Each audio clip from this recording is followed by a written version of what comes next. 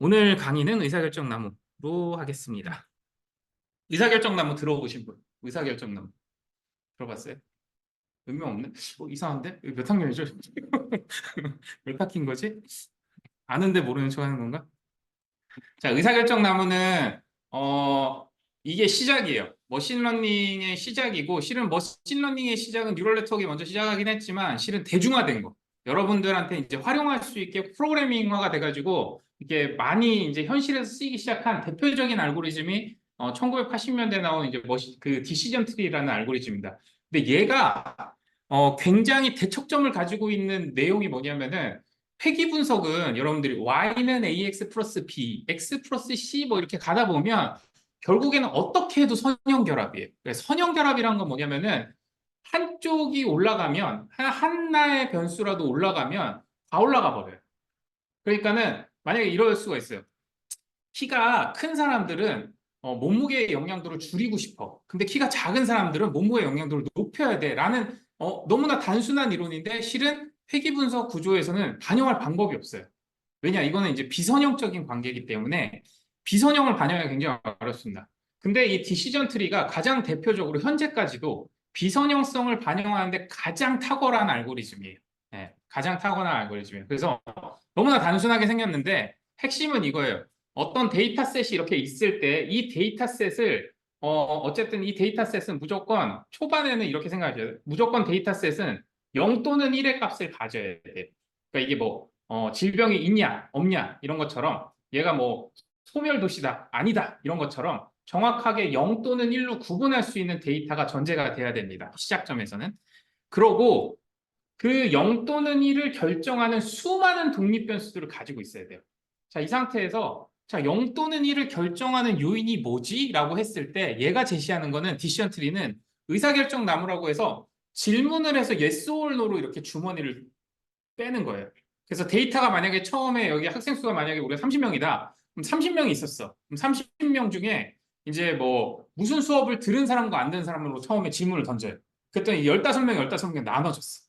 그런 다음에 중간고사를 몇 점 이상 맞은 사람. 그래가지고 또 이렇게 나눠요. 그런 다음에 이쪽 주머니는 A뿔, 이쪽 주머니는 A. 이렇게 이제 맞춰보는 거예요. 네. 잘 안 맞겠죠? 잘 안 맞는데 이렇게 맞출 수 있는 로직을 제시한 게 디시전 트리입니다.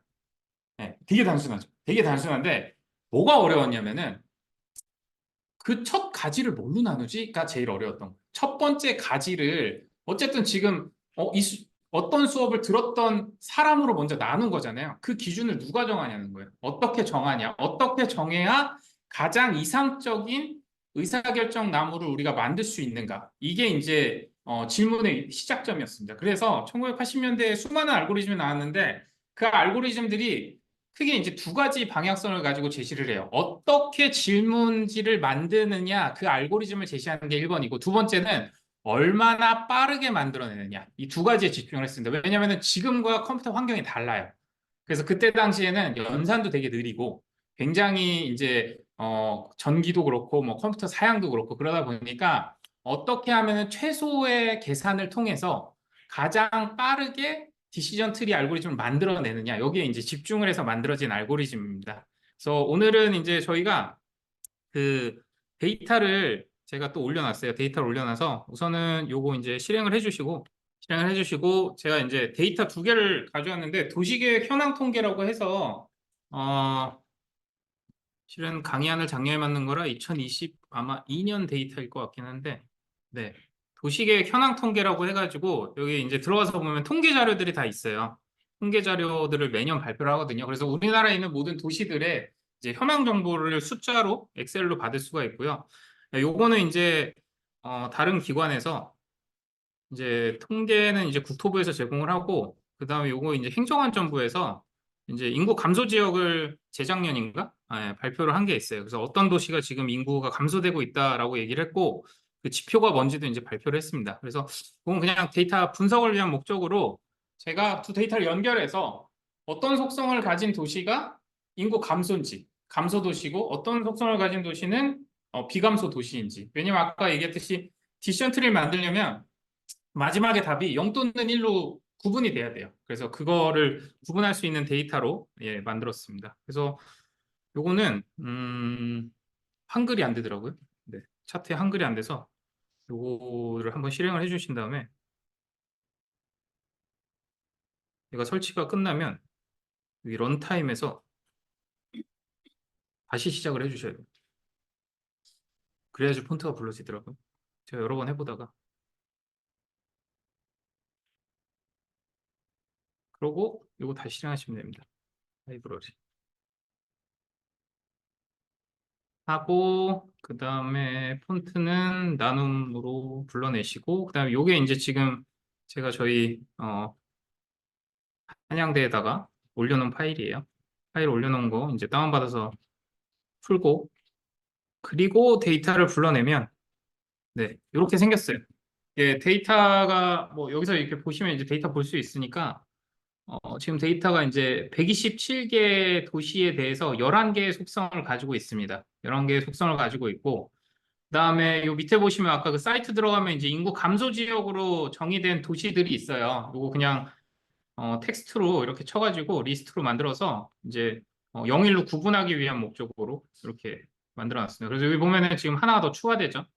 0인지 1인지 1과 이제 0으로 감소 지역은 1이고 아니면 0으로 그리고 특광역시는 당연히 감소 지역 아니까 그냥 뺐고요. 분석해서 자, 그러고 나서 이제 저희가 데이터를 한번 열어보면 속성이 총 11개가 있는데 11개 중에 그냥 2개만 뽑았어요. 2개가 하나는 이제 계획인구, 하나는 시가와 영지. 그러니까 도시는 어쨌든 20년치 도시계획을 기본계획을 수립하면서 계획인구를 결정을 해요. 20년 후에 우리는 인구가 몇 명일 거야.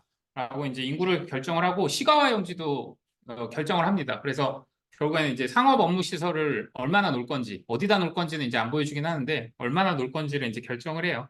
실은 그것만 보더라도 이제 시가 용지가 넓고 계획 인구가 크다는 건 도시 스스로 계속 발전하고 있으니까 당연히 그런 거겠죠. 네, 그거를 구분하기 위한 형태로 만들었고, 그거를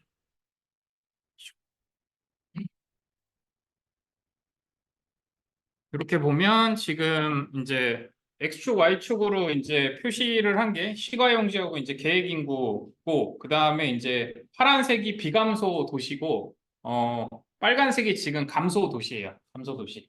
그러니까 두 가지 데이터로 데이터 하나하나를 레코드를 이제 좌표에다 뿌릴 수 있다고 얘기했죠. 좌표에다 뿌려보면 총 120개의 좌표가 이렇게 나온다고 보시면 됩니다. 자, 그럼 이걸 가지고 우리가 이제 디시전 트리를 만들어 볼 거예요. 디시전 트리를 만들어 볼 건데, 디시전 트리를 어떻게 만들어야 될까? 이게 제일 중요한 질문입니다. 그러면은 우리가 디시전 트리를 만드는데 사람들이 뭐에 집중했냐면은, 아니, 어떤 질문을 던져서 두 군데로 떨어지면 데이터가 쪼개졌잖아요. 쪼개졌잖아요. 그럼 그 쪼개진 데이터가 어떻게 됐을 때 가장 잘 쪼개진 걸까를 고민을 한 거예요. 어떻게 됐을 때. 그래서 사람들이 이렇게 고민했어요. 아니, 0하고 1밖에 없으니까 어떤 질문에서 쪼개졌을 때 0이 한 군데로 다 들어오고 1이 반대쪽에 다 모이면 너무나 완벽한 질문이잖아요. 네, 너무나 완벽한 질문이잖아요. 그래서 그 질문이 가장 좋은 질문일 거다. 그러면 결과적으로 하나의 주머니 안에 모여 있는 데이터들이 얼마나 순수한가, 네, 얼마나 순수도가 높은가, 또는 얼마나 혼탁한가를 수치화할 수 있는 공식이 있으면은 되겠다라고 판단을 했습니다. 그래서 제시한 게 최초에 이제 카트라고 하는 알고리즘에서는 진이 인덱스라는 공식을 제안을 했어요. 그래서 공식은 너무너무 간단해요. 공식은 뭐냐면은 각 데이터가 가질 수 있는 확률을 요 제곱해가지고 더한 다음에 그걸 1에서 빼면 된다예요.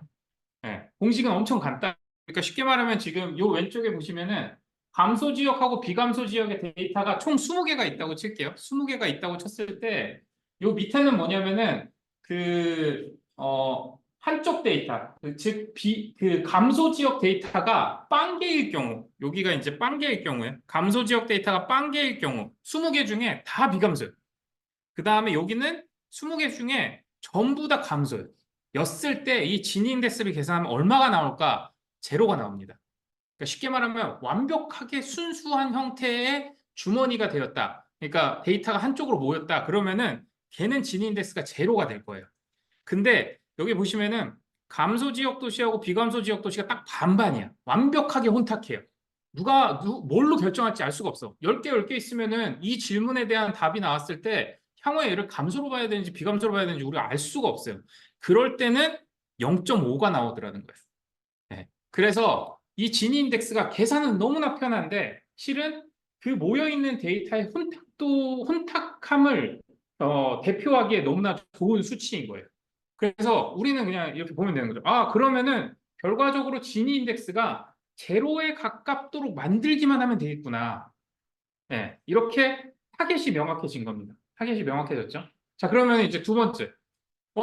공식은 구했는데 그러면은 아까 얘기했듯이 처음에 120개 데이터를 이렇게 모아보면 혼탁도가 나올 거잖아요. 그다음부터 어떻게 해야 되지? 혼탁도는 계산을 했어. 120개를 모아놓고 혼탁도를 계산을 했는데 그 다음에 어떻게 해야 되지? 그 다음에는 우리가 첫 질문을 던져야 되잖아요.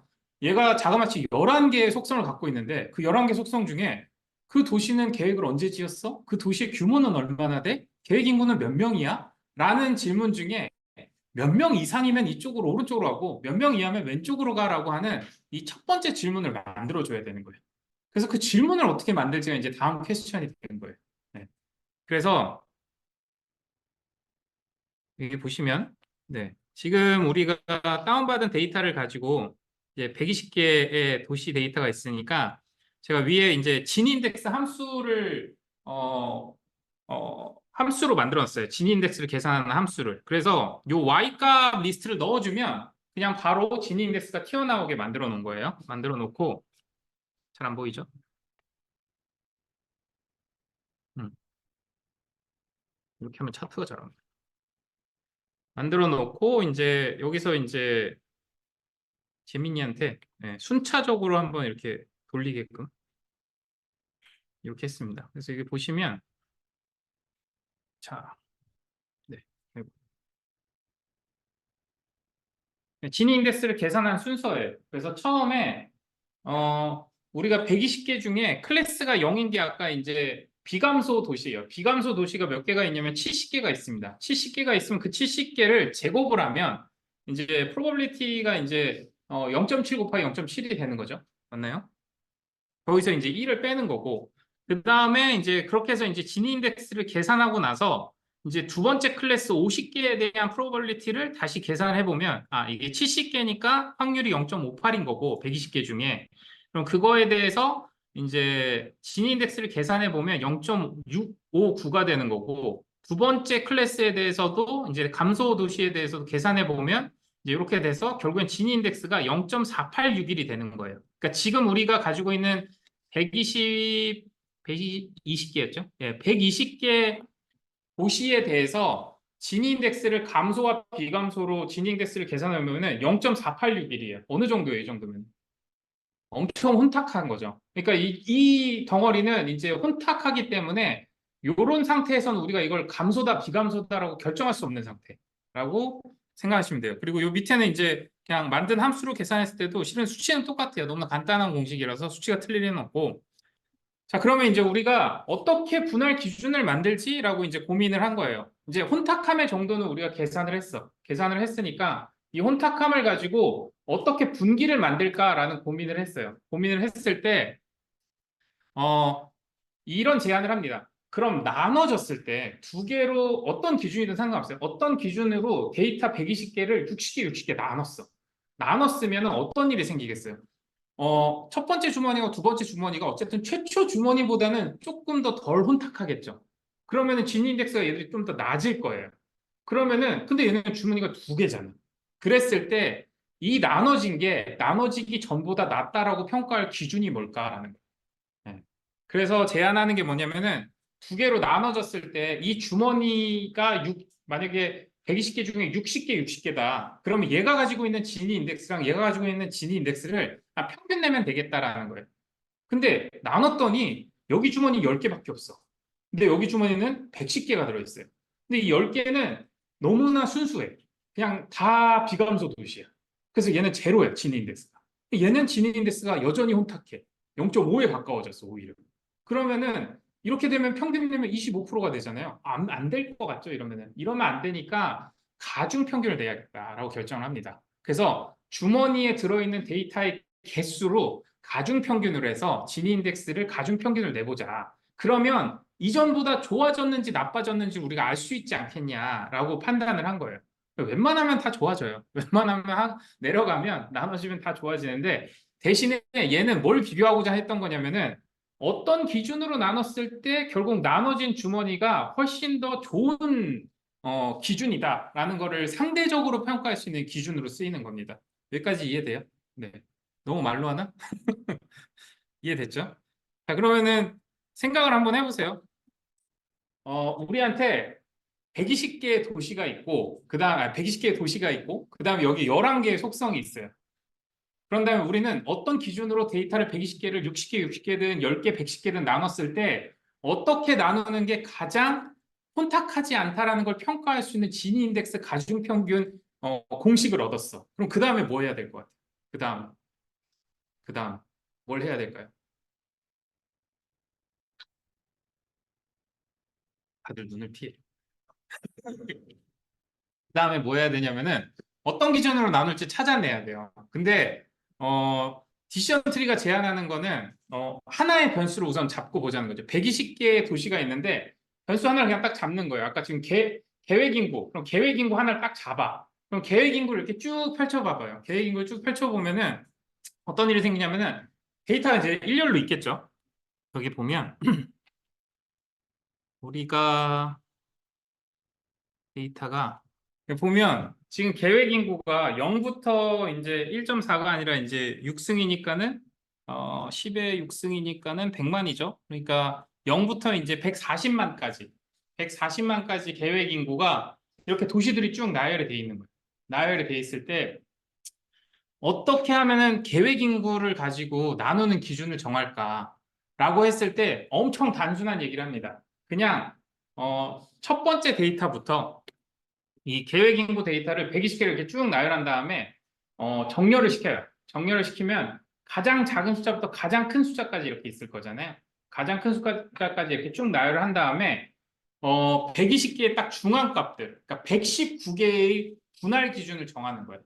119개의 분할 기준을 정하면은 데이터가 어떻게 쪼개지냐면은 한 개 119개, 두 개 118개, 세 개 117개 이렇게 나눠지는 거예요. 기준을 정할 수 있잖아요. 데이터를 소팅하면 같은 값이 있으면 어쩔 수 없지만 같은 값이 없다고 치면 무조건 두 데이터의 중앙값을 계속 이렇게 기준으로 찍어주면 어떤 데이터를 주더라도 하나의 변수가 있으면은 그 값을 1 n개면 n-1개만큼 쪼갤 수 있는 룰이 생겨요. 규칙이 생깁니다. 그리고 그 규칙이 있으면 어떤 걸 할 수 있어요? 그 규칙으로 주머니를 쪼갰을 때, 데이터를 쪼갰을 때 진위 인덱스가 어떻게 차이가 나는지 우리가 다 계산해 볼 수 있어요. 이해되죠? 가중평균을 내면 되니까. 그래서 얘를 계산을 해보면 네, 이런 식으로 계산이 됩니다. 그래서 이거는 뭐냐면은 계획 인구를 이제 0부터 140만에 해당하는 이제 계획 인구 데이터가 있을 때 그 사이의 중간 값으로 얘를 1대 119, 2대 118로 나누면서 계속 지니 인덱스를 계산을 한 거예요. 계속 지니 인덱스를 계산했을 때 어때요? 지니 인덱스가 아까 0.48이라는 원래 최고 위치에서부터 이렇게 내려오다가 요 밑에까지 내려온 다음에 다시 높아지기 시작해요. 이게 무슨 얘기냐면은 주머니가 이게 하나로 있다가 이렇게 분할해 주는데 이 조그만 주머니가 이렇게 점점 늘어나가다가 어느 순간 이제 이렇게 되거든요. 그러다 보면 첫 번째 주머니랑 결국엔 같아져요. 하나만 빠지는 거니까. 그런 상태로 가는 그래프입니다. 그리고 이 그래프에서 만약에 우리가 계획 인구를 가지고 제일 첫 번째 분기점을 만들고 싶어. 그러면은 어느 걸 기준으로 잡아야 될 것 같아? 딱 보는 순간. 어느 기준을 잡아야 될 것 같아? 누가 봐도. 유혹을 뿌리칠 수 없죠. 제일 밑에 있는. 예. 왜냐? 밑에 있다는 건 뭐냐면은 분할을 했을 때 혼잡도가 제일 낮아졌다는 거예요. 얘를 기준으로 분할을 했을 때. 너무나 명쾌해진 거예요. 하나의 변수를 가지고 두 개의 데이터를 두 개로 쪼개는 기준을 만들 때 그 기준의 위치는 지니 인덱스, 가중평균 지니 인덱스가 가장 낮아지는 위치를 잡으면 되는 구간입니다. 근데 우리한테 지금 변수가 몇 개 있어요? 11개가 있잖아요. 그럼 11개가 있으면 어떻게 하겠어요? 이 11개를 다 돌려보면 돼요. 다 돌려서 개 중에서 가장 낮게 만드는 애를 찾아내면 걔가 첫 번째 분기점이 되는 거예요. 그러니까 가장 잘 나오는 애 하나를 찾겠다는 거예요. 근데 지금 뭐 테스트에서 이제 우리 2개만 했으니까 시가용지까지 해가지고 2개를 돌린 결과를 보면 이렇게 생겼어요. 그래서 이제 빨간색은 시가와 용지고 파란색은 계획 인구예요. 그러면 이제 둘 중에는 계획 인구가 시가와 용지보다 훨씬 더 낮은 거죠. 지금 보면은 이제 시가와 용지도 잘 나누다가 저 끝에 간 다음에 이제 그 다음 다시 올라가잖아요. 근데 시가와 용지가 나눌 수 있는 최소의 진위 인덱스는 0.38 정도까지밖에 못 가는데 지금 계획 인구는 어디까지 가요? 0.2까지 내려가잖아요. 그러니까 계획 인구로 제일 처음 나누는 게 진위 인덱스 혼잡도를 더 낮출 수 있다라는 의미입니다. 그래서 그럼 계획 인구로 요 위치 지금 보면은 위에 건가요? 아래 건가? 아래 거죠. 그러면은 대충 한 2천만? 200만? 네, 20만이네요. 20만 인구 정도를 기준으로 삼아서 이거보다 크거나 이거보다 작은 이렇게 데이터를 나누는 게 가장 합리적인 데이터 분리 기준이다라고 결정을 하는 겁니다. 되게 단순하죠.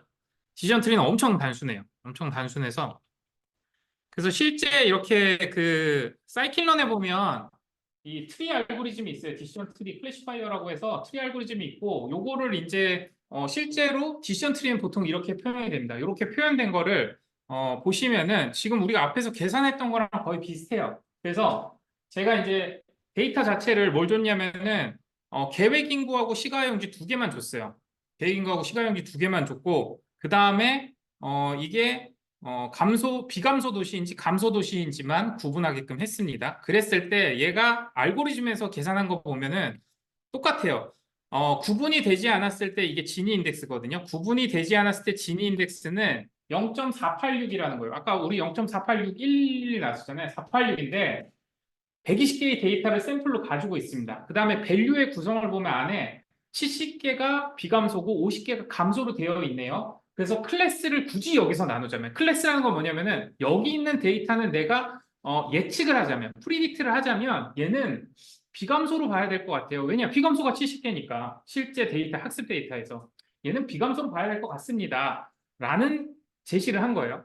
그런 다음에 아까 우리 그거랑 똑같은 알고리즘을 통해서 진인덱스 가중평균을 통해서 나눠보니 계획 인구가 17만 1000에서 나누는 게 제일 좋겠다라는 거예요. 아까 우리가 20만 정도라는 거 그냥 눈대중으로 본 거고 정확하게 얘는 17만 1000을 기준으로 나눠야 된다고 하는 겁니다. 이 수치가 아마 17만 2000하고 17만이라는 데이터가 있을 거예요. 그래서 딱 중앙에 있는 17만 1000을 기준으로 제시한 거거든요. 왜냐면 기준에 데이터 걸리면 안 되니까 무조건 사이로 이렇게 계산을 해요. 17만 1000을 제시를 했어요. 그러면은 추로로 가면 17만 1000보다 작은 도시가 이 파란색 쪽으로 간 거예요. 파란색 쪽으로 가면은 샘플이 54개로 떨어졌어요. 120개가 54개로 데이터가 줄어든 거예요. 이렇게 한쪽으로. 그 54개는 어떻게 구성됐냐면은 밸류가 9개는 비감소고 자그마치 45개 도시가 이제 감소 도시인 거예요. 그럼 우리가 판단하기에 만약에 혹시나 전혀 새로운 도시로 딱 던졌는데 17만 1000보다 낮아. 그러면은 저 데이터를 학습된 데이터로 보면 그냥 무조건 얘는 낮은 도시, 감소 도시로 봐야 되지 않겠냐라고 해석할 수 있다는 거예요. 이게 학습의 방식입니다. 그래서 파란색으로 간 건 보면은 진위 인덱스도 0.27로 확 떨어졌죠. 확 떨어지고 얘는 54개 중에 45개가 감소 도시이기 때문에 여기에 데이터가 들어온다면 나는 얘를 감소라고 평가하겠다라는 알고리즘입니다. 반대쪽으로 간 거 보시면은 진위 인덱스가 0.14로 더 떨어졌어요. 얘는 더 떨어지고 얘는 샘플이 66개나 되는데 비감소가 61개예요. 굉장히 확률이 높아졌죠. 그래서 얘는 이쪽으로 오면 얘는 비감소 도시야라고 나는 결정하겠다는 거예요. 너무나 단순한 알고리즘이에요. 그렇지만 이 알고리즘이 굉장히 강력한 비선형성을 띈다는 거예요. 왜냐하면 지금 우리가 리그레션에서 했던 선형성은 이 다음 주머니에 넘어가면서 이런 결정을 도저히 할 수가 없어요. 지금 순간순간 하나의 변수를 보면서 주머니를 바꿔나갑니다. 그래서 얘를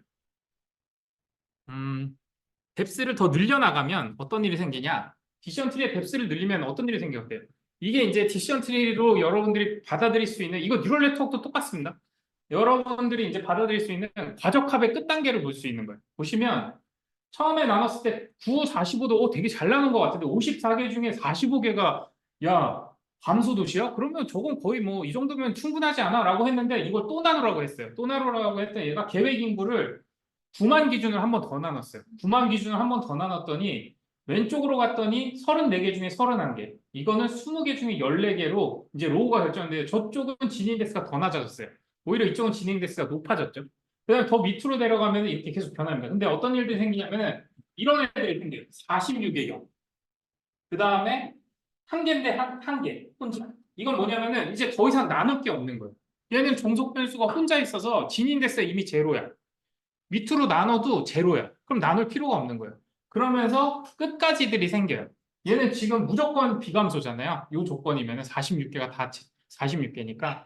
이렇게 되면은 이제 과적합 상태를 만들 수 있는 거예요. 그래서 우리가 이거를 디시전 트리를 어디까지 그려놨나? 만약에 이렇게 무제한으로 늘려라! 라고 하면 이런 식으로 늘리는 거예요. 변수 두 개만 줬는데 어디까지 늘리냐면 무조건 한 주머니당 데이터가 하나, 한 종속 변수만 들어가게 계속 쪼개는 거예요. 그럼 이게 좋은 알고리즘일까? 네, 좋을 수가 없죠. 우리가 준 데이터에 완벽하게 과적합된 상태예요. 그러니까 여러분들이 나중에 뉴럴 네트워크를 쓰든 어떤 알고리즘 쓰든지 간에 비선형성을 띠고 있는 알고리즘이 가장 위험하게 빠지는 공간이 이 공간입니다. 내가 준 트레이닝 데이터에는 완벽하게 설명을 해냈는데 이 이후에 주는 새로운 데이터가 이런 경우일 리가 없잖아요. 이런 경우에 기가 막히게 들어갈 데이터가 잘 없을 뿐더러 그게 꼭 이 답이라고 할 수 없기 때문에 과적합 상태가 이루어지는 거예요. 네.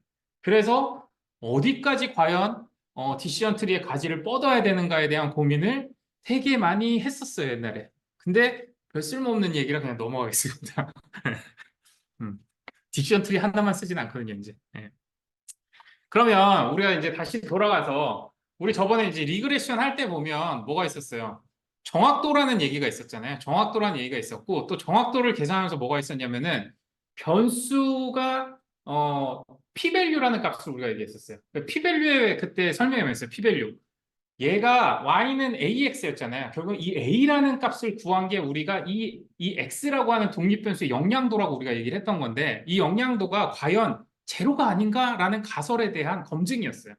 그래서 이 a가 제로일 수도 있잖아, 통계적으로.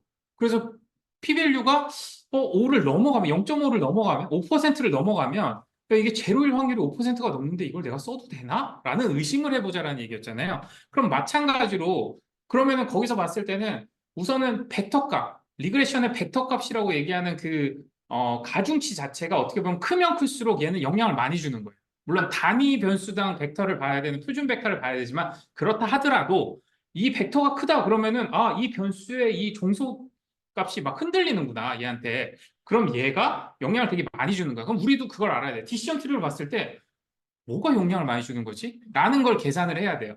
그래서 얘가 제안한 게 뭐냐면은 그냥 위에서부터 가져오자라는 거예요. 위에서부터 뭘 알 수가 있어요? 아까 최상위에 있었던 진위 인덱스와 한 단계 내려왔을 때, 이 질문에 의해서 한 단계 내려왔을 때 가중 진위 인덱스를 알 수 있잖아요. 그럼 그 차이 값은 뭐겠어요? 그 차이 값은 이 위에 기준으로 제시한 여기 보면은 얘 진위 인덱스와 이거의 가중 진위 인덱스를 계산해 보면 가중 진위 인덱스가 뭐 한 0.25 정도 될 거라고 생각을 해요. 네, 0.2 정도 된다고 쳐요. 그러면은 여기서 자그마치 0.28이라는 진위 인덱스를 줄여준 거잖아요. 줄여준 거죠.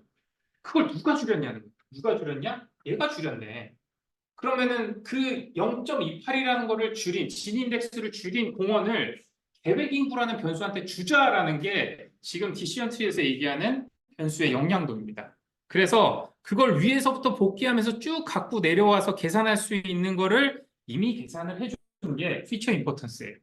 네, 그래서 우리가 피처 임포턴스라는 말을 되게 많이 쓰게 되는데 결국에는 원래는 이제 회귀 분석에서는 벡터 그 다음에 p-value 두 가지를 가지고 이 벡터가 영향도가 크면 클수록 이 변수가 영향을 많이 줘. 근데 p-value를 가정해서 혹시 아닐 수도 있어 정도의 통계적 검증을 하자라는 게 이제 취지였는데 실은 이 머신러닝으로 넘어가면서부터는 애매한 거예요. 왜냐? 비선형성이다 보니까는 두 개를 정확하게 구분할 수가 없어. 그래서 제시하기 시작하는 게 피처 임포턴스를 다 제시를 합니다. 그래서 얘가 피처 임포턴스를 보면 계획 인구하고 시가의 용지가 쭉 봤을 때 계획 인구가 지금 72%, 그 다음에 시가용주가 0.27이에요. 이거는 퍼센테이지로 나눈 거라 실은 지니 인덱스를 줄이는 양은 최초의 0.486에서 마지막 노드 상태의 지니 인덱스가 몇이냐를 보면 되거든요.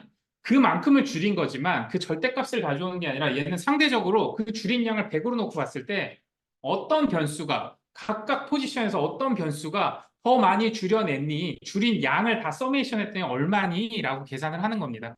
그렇게 해서 계산을 했을 때 지금 계획 인구가 72%니까 이 알고리즘 전체 또는 이 데이터 상태에서 이 감소와 비감소를 설명해내는데 얘가 훨씬 더 역할을 많이 한다라고 평가하셔도 되는 거예요. 그래서 우리가 이제 뎁스를 쭉쭉쭉 늘려보면 어떤 일이 생기냐면 여기 밑에 뎁스를 계속 늘린 거예요. 아까 뎁스가 이제 하나짜리가 있었고 두 개로 늘리고 세 개로 늘리고 이렇게 늘렸을 때 계획 인구와 시가 용지가 피처 임포터스가 어떻게 변하는지 지금 보시면은 계획 인구의 피처 임포터스는 처음에는 너무 높아요. 이유는 뭐냐? 어차피 처음에는 단계를 2뎁스까지 갈 때도 절대 계획 인구 외에는 다른 노드는 안 나오는 거예요. 왜냐면 얘가 무조건 잘 나누니까. 얘로만 이루어지다가 세 번째부터 지금 시가 용지가 나오기 시작합니다. 그러면서 역할을 하면서 피처 임포터스가 상대적으로 올라오면서 중간에서 만나기 시작하는 거예요. 그렇지만 결국에는 계획 인구가 그대로 유지가 되고 보시면 어느 순간부터 그냥 계속 유지가 돼요. 그래서 이렇게 이제 뎁스가 늘어나더라도 계속 이제 피처 임포터스는 어느 정도 최초의 변화율에서 대부분 이제 따라가게 되어 있습니다. 그리고 우리가 정확도라는 걸 볼 수가 있어요. 정확도는 이제 정확도를 뒤에 설명하네요. 정확도라는 액큐러시가 있는데 그냥 받아들이세요. RSQ랑 똑같다고 생각을 하시고 이제 정확도가 높으면 높을수록 당연히 데이터를 아까 주머니로 떨어뜨렸을 때 얘는 알고리즘이 되게 단순해요. 어떤 새로운 데이터를 내가 줬어. 근데 얘가 감소인지 비감소인지 난 얘기한 적이 없고 데이터만 딱 던졌어. 도시 데이터만. 그랬을 때 그냥 이거 띠디디디디 이렇게 떨어져가지고 주머니에 딱 들어갔어. 그랬을 때 트레이닝 데이터셋에서 그 주머니에 어느 쪽 클래스가 더 많으냐에 따라서 얘 클래스를 결정을 하고 그게 맞으면 오케이, 틀리면 X가 되는 거예요. 그렇게 됐을 때 정확도를 놓고 보면 테스트 트레이닝 데이터는 당연히 뎁스가 깊어지면 아까도 과적합이 되잖아요. 점점 올라갑니다. 뎁스가 당연히 길어지면 길어질수록 거의 하나짜리 주머니가 생기기 때문에 쭉쭉쭉쭉 올라가고요. 테스트는 어때요? 테스트는 데이터에 참여를 안 했어요. 학습에. 그러다 보니 어느 순간이 되면 쭈루루루루 떨어지기 시작해요. 떨어지기 시작해서 거의 이제 못 맞추는 상태였다 다시 꿈틀하고 올라오기도 하네. 이게 지직지직 거리긴 합니다. 그랬을 때 이제 우리가 어느 수준이 좋은 수준이지? 그러니까 트레이닝이 좋으면 무조건 좋은 건가? 아니면 테스트와 트레이닝이 둘 다 좋아야 되는 건가? 아니면 테스트가 좋아야 되는 건가? 또는 트레이닝과 테스트가 거의 비슷한 수준의 정확도를 보여야 되는 건가? 이런 것들이 이제 되게 많이 고민이 되는 내용들이에요. 그래서 뭐 만약에 그냥 미래를 예측하거나 프리딕트 모델을 만들 게 아니고 단순히 데이터의 지금 현재 상태를 보려고 하면은 실은 트레인 데이터 100% 과적합을 때리는 것도 방법이에요. 왜냐하면 지금 현상을 내가 해석하고자 하는 거니까. 근데 그 중에서도 일반화된 현상을 찾고자 하는 거다. 지금의 특별한 사태가 아니라 정확하게 일반화돼서 미래 예측성도 가지고 내가 이걸 가지고 지식으로서 가져갈 수 있는 수준을 가져간다 그러면은 트레이닝과 테스트의 정확도를 어떻게 상충시킬 건지에 대한 고민을 많이 가져가야 됩니다. 네. 이렇게 하고 이제 이 분류 모델이라고 우리가 지금 얘기하는데 이진 분류 모델이 0하고 1이라는 이 더미 우리가 이제 노미널 변수라고 해서 명목 변수인데 이진 분류를 가져가는 0하고 1이라는 이진 분류를 가져갈 때 이 정확도를 측정할 수 있는 기준이 되게 다양해요. 그래서 이것도 여러분들이 이게 뒤에 실은 뉴럴 네트워크를 계산하거나 뭘 계산하거나 실은 이거는 벗어나지 않는 이론들입니다. 그래서 이거는 여러분들이 이제 한 번에 이해가 안 될 수도 있고 한 번에 이해되시면 좋고요. 그리고 여러 가지 상황에 자꾸 적용해 보셔야 돼요. 여러 가지 상황에 자꾸 적용해서 어떨 때 내가 뭘 봐야 되지? 이런 생각들을 좀 깊게 해야 됩니다. 그래서 보시면은 이진 분류 성능 평가 지표는 되게 단순해요. 뭐냐면은 실제 120개의 데이터 우리가 보면은 실제 정답에서는 true하고 false가 있잖아요. 그럼 아까 true가 50개였고 false가 70개였어요. 그러면은 위에서 데이터 그냥 120개 이렇게 내리면 돼요. 그러면은 여기는 합쳐서 true니까 50개, 여기는 70개가 나오면 됩니다. 그런 다음에 모델에다 얘를 집어넣어 봤어요. 모델에다 집어넣어서 얘가 분류를 실제 프리딕트를 해봤어. 해봤더니 걔가 이거는 true야, 얘는 감소야, 얘는 비감소야라고 얘기하는 게 있을 거잖아요. 그거를 이쪽으로 이렇게 집어넣으면 됩니다. 이쪽으로 이렇게 집어넣어 보면 쉽게 말하면은 true positive라는 거는 얘가 진짜 감소인데 모델이 얘 감소 도시라고 맞춘 거예요. 그 다음에 false positive는 뭐냐면은 얘는 감소 도시가 아닌데 비감소 도시인데도 불구하고 모델에선 얘 감소야라고 결정을 한 겁니다. 그 다음에 false negative 같은 경우에는 실제로는 이제 감소 도시예요. 감소 도시인데 이 모델 자체에서는 비감소라고 얘기를 한 거죠. 그 다음에 여기 true negative 같은 경우에는 비감소가 맞고 실제로 모델도 비감소라고 얘기를 한 거예요. 그러면 우리가 생각하기에는 실은 초록색만 정답입니다.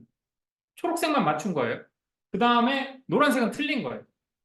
그러면은 되게 단순하게 우리가 생각하면은 아니 전체 120개 중에서 초록색에 들어간 거 개수 세면 액큐러시 나오는 거 아니야? 라고 생각할 수 있어요. 그래서 120개 중에 초록색에 들어간 개수가 몇 개냐를 보자. 그게 액큐러시 아니겠냐라고 해서 제안을 하는 게 이 액큐러시입니다. 정확도. 네. 근데 다른 것들이 몇 개 더 있어요. 프리시즌하고 리콜이라는 얘기들을 되게 많이 합니다. 그래서 이게 왜 들어갔냐면은 프리시즌 같은 경우에 보시면은 TP하고 FP잖아요. TP가 이거고 FP가 이거예요. 그럼 쉽게 말하면은 분류 결과가 야, 얘 감소야 라고 내가 분류 결과가 모델에 얘기했어. 얘 감소야. 그랬는데 진짜로 감소일 확률인 거야. 네, 진짜로 감소일 확률. 그럼 프리시즌을 높이겠다라는 건 어떤 상황이냐면은 프리시즌을 높일 때는 제일 많이 쓰이는 게 어떨 때 높이냐면은 그 옛날에 코로나 같은 거 할 때 프리시즌을 높여야 된다고 하면은 검사를 했어. 이게 우리가 코로나 해가지고 검사를 했어요. 검사를 했는데 이게 양성이라고 나왔어요. 근데 진짜 이 사람이 코로나에 걸렸을 확률을 이렇게 했는데 양성이라고 나왔어. 근데 이게 진짜 이 사람이 양성의 확률을 프리시즌이라고 해서 그걸 엄청나게 높여놔야 되는 이유가 뭐냐면은 이 사람을 격리시킬 거야. 격리시키고 병동에 넣고 아무런 생활을 못하게 하고 보상도 해줘야 되고 격리 병동에 그 사람 한 명 가두는데 몇 천만 원의 돈이 들어요. 네. 그렇기 때문에 그 비용을 쓰려고 하면은 다소 몇 명은 놓치더라도 내가 맞다라고 했을 때 무조건 맞아야 되는 거예요. 네, 최대한 맞게 만들어야 되는 거예요. 적어도 이제 검사 결과가 맞게 나왔을 때는 그러니까 이런 거는 문제가 뭐냐면 뭘 놓치냐면은 이제 이 내가 true가 아닌 여기 무시해 버린 거잖아요. 내가 false라고 던진 거에 대한 정확도는 그냥 싹 다 무시해 버리고 그러니까 false에 진짜 true인 애들이 수십 명이 있을 수 있어요. 수백 명이 있을 수 있고 근데 그건 싹 다 무시해 버리고 내가 봤을 때 얘를 내가 true라고 얘기했어. 그러면 얘는 무조건 true여야 돼. 가령 어디서 많이 쓰냐면은 금융에서 이제 그 저기 뭐냐 금융 사기, 프로드 디텍션 같은 거 할 때는 프리시즌을 거의 99.99999까지 해야 돼요. 왜냐? 카드를 막아버릴 거야. 그 사람이 하는 모든 경쟁이랑 통장까지 막아버릴 거야. 그러면 어떤 일이 생겼어요? 만약에 그게 내가 프리시즌이 낮아. 그래서 100개 막으면 20개는 잘못 막는 거야. 그럼 그 20명이 가만히 있겠어요? 민원 넣고 근거에 난리치고 그다음에 은행 뭐 폭파하고 막 난리가 나잖아요. 그러니까 프리시즌이 높지 않으면은 차라리 사기를 놓치더라도 은행 입장에서 이거 놓치더라도 그냥 막지 말고 근데 이건 누가 봐도 자명해. 이건 거의 100%에 가깝게 얘는 사기야. 그러면은 막아. 라고 할 때 프리시즌을 씁니다. 네, 이해되죠? 그러니까 이 이진 분류에서는 이 분류 정확도가 되게 다양하게 나오는데 이 분류 정확도를 어떻게 쓸 거냐가 여러분들이 연구원들이 판단해야 되는 영역이에요. 리콜 같은 경우에는 어떤 데 쓰이냐면은 리콜은 어떤 거냐면은 TP하고 FN이니까 TP하고 이제 FN이에요. 그러니까는 실제로 문제가 있어요. 실제로 문제가 있는데 잠깐만요. TP하고 FN 중에 TP죠. 네, 맞추는 거예요.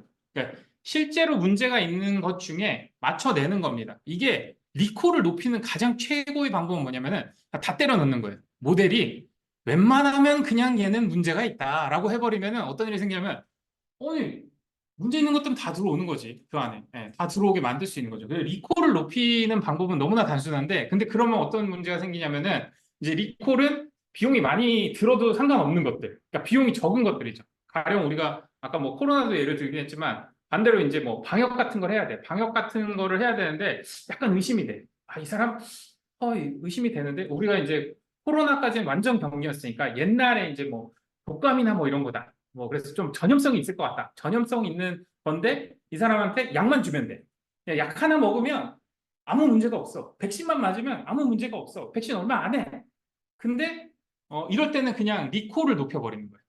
그래서 쉽게 말하면은 100명 보고 야, 너 백신 맞아. 백신 맞아. 백신 맞아. 이 중에 50명은 아니었어. 그래도 상관없는 거야. 네, 상관없어. 왜냐면은 백신을 안 맞은 애 중에 실제 환자가 있으면 안 되는 거예요. 그러니까 그냥 가두리망 치는 거예요. 그냥 막 가두리망으로 묶어가지고 리콜을 높였다는 거는 야 그냥 얘네는 돈 별로 안 되니까는 싹 다 가둬. 싹 다 가둬서 우선 다 백신 다. 그리고 풀어줘. 그게 괜찮아. 라고 하는 게 리콜이에요. 우리나라 같이 백신을 전 국민 다 때려 맞게 만들었던 것. 이런 것들이 리콜을 높였다고 보시면 돼요. 네.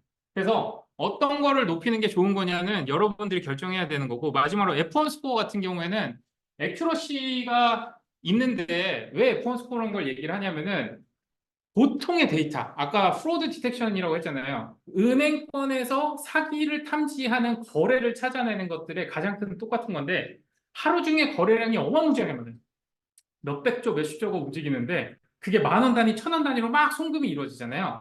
그 중에서 실제 프로드가 일어나는, 사기 행위가 일어나는 거는 100건, 200건. 이래보면 어떤 일이 생기냐면은 데이터가 언밸런스예요. 그러니까 데이터 한쪽에 다 치우쳐져 버리는 거예요. 그러니까 실제 사기 데이터가 비사기 데이터에 비해서 너무 적은 양이에요. 그러면 액큐러시를 때리면 어떤 일이 생기냐면은 그냥 사기 아니라고 해버리면 돼. 모델 입장에서. 그냥 사기 아니야. 왜냐? 압도적으로 사기 아닌 게 데이터가 많으니까 굳이 이게 구분할 이유가 없어지는 거예요. 그럴 때 F1 스코어를 쓰는 겁니다. F1 스코어 같은 경우에는 그 데이터가 양이 적은, 그러니까는 클래스가 적은 데이터들한테 가중치를 더 줘버리는 거예요. 역으로. 그래서 액큐러시를 다르게 만들어주는 겁니다. 그래서 이것도 알고리즘으로 이렇게 그냥 이진 분류 성능 평가 지표 이렇게 누르면은 프리시즌, 리콜, 액큐러시, F1 스코어 이렇게 따다다닥 나와요. 그래서 여러분들이 어떠한 이진 분류 데이터들의 이제 분석을 하게 되면은 이 분석 결과를 어떻게 쓸지, 이런 성능 지표들을 어떻게 하고 피처 임포턴스를 어떻게 볼지를 여러 가지, 실은 제일 좋은 거는 여러분들이 지금 연구하는 데이터로 똑같은 알고리즘을 그냥 돌려보는 게 제일 좋아요. 돌려보고 결과를 보고 그거에 대한 해석을 달고, 네, 이런 과정이 제일 좋습니다.